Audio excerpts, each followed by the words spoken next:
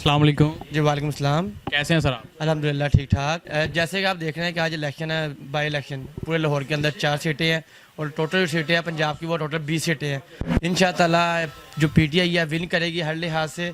जो लाहौर की 4 सीटें हैं इंशाअल्लाह वही पीटीआई की है, जो बाकी जो 16 सीटें बचती हैं वही इंशाअल्लाह पीटीआई की ही हैं। और लास्ट टाइम जो वहाँ से कैंडिडेट जीते थे वही पीटीआई के जीते थे। और अगर किसी के न्यूट्रल को लगता है या किसी मिस्टर एक्स को या विक्सर वाई को लगता है कि वो जितवा सकते हैं, जितवा देंगे, उनकी बिल्कुल ये गलती है, गलतफहमी है उनकी कि वैसा करेंगे। इमरान खान साहब वो वाइज लीडर हैं जिसने यहाँ पे इस्लामी फोबिया का कॉन्सेप्ट क्लियर किया। उसके अलावा जब उनकी हुकूमत यहाँ मौजूद थी तो उन्होंने 7 प्रोजेक्ट लेकर आया गरीब आवाम के लिए। उसके अलावा सेहत कार्ड के इनिशिएटिव लिया जो आज तक कभी किसी ने नहीं लिया। हालांकि बाकी हुकूमतों ने, नून लीग ने 26 साल हुकूमत की है मगर किसी ने आज तक किसी गरीब का नहीं सोचा। इमरान खान से इनिशिएटिव लिया। उसके बाद ये है कि हर आवाम जो गरीब आवाम थी इस्तेफादा हुई। आपके सामने ही है कि जिस तरह महंगाई की हुई है नून लीग ने बेड़ागर कर दिया हुआ है। घर के चूल्हे चलना मुश्किल हो चुके हैं, पेट्रोल बहुत पीक पे पहुँच चुका हुआ है, घी लेना महंगा हो गया, दाल चना महंगा हो गई है, हर चीज़ महंगी हो चुकी हुई है।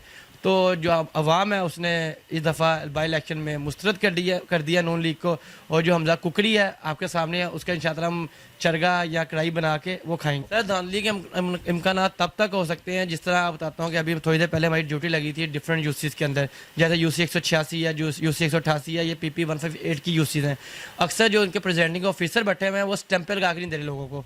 और अक्सर जो हमारे पोलिंग एजेंट बाहर आते हैं तो उनके पास एक फॉर्म होता है फॉर्म 45।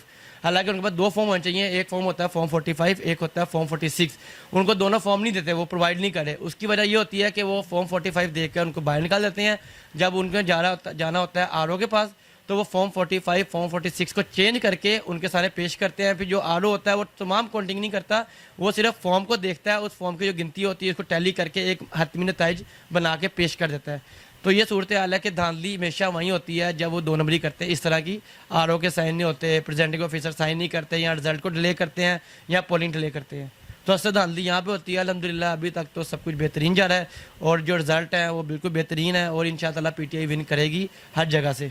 पोलिंग स्टेशन पर आप गए हैं, वहाँ पर लोगों का क्या रुझान था और क्या लग रहा है आपको कि लोगों को कायल करना पड़ा है कि PTI को वोट डालें या वो खुद ही आगे वोट कास्ट कर गए? इस दफ़ा ये था कि लोग तंग आ चुके हुए थे। जो बाकी पार्टियां हैं बेसिकली एक पार्टी का मुकाबला नहीं था इमरान खान साहब के साथ, पार्टी का मुकाबला था पूरी PDM का। PDM में आपकी 11 जमातें हैं, 11 जमातों का मुकाबला इमरान खान साहब के साथ था। और इमरान खान साहब को ज़रूरत नहीं पड़ी किसी को कायल करने की, लोग तंग आ चुके थे महंगाई से, बाकी चीज़ों से। तो अवाम खुद निकली है और इस दफ़ा अवाम ने उनका मुँह तोड़ दिया है उन लोगों का जिन्होंने हमेशा पाकिस्तान को खाया है। लास्ट पर कोई पैगाम देना चाहें आप? ये कहना चाहेंगे कि आप हमेशा अपने हक़ के लिए निकलें, कोशिश करें कि जो आपके लिए बेहतर हो, पाकिस्तान के लिए बेहतर हो, उसका साथ दें, चोर टेरों का साथ कभी ना दें। ये देखें कि जो आपके बच्चों के लिए, आपकी औलाद के लिए, माँ बाप के लिए बेहतर सोचता है, अच्छा फ़ैसला करता है, उसको साथ दें और उसको सपोर्ट करें। और जो लोग 2 नंबर हैं उनको धक्के में निकाल के बाहर निकालें। वो माहौल लेकर आएँ जो तुर्की में हुआ, श्रीलंका में हुआ। इस तरह का इनकलाब आएगा तभी पाकिस्तान तरक्की कर सकेगा, अदरवाइज़ पाकिस्तान तरक्की नहीं कर सकता।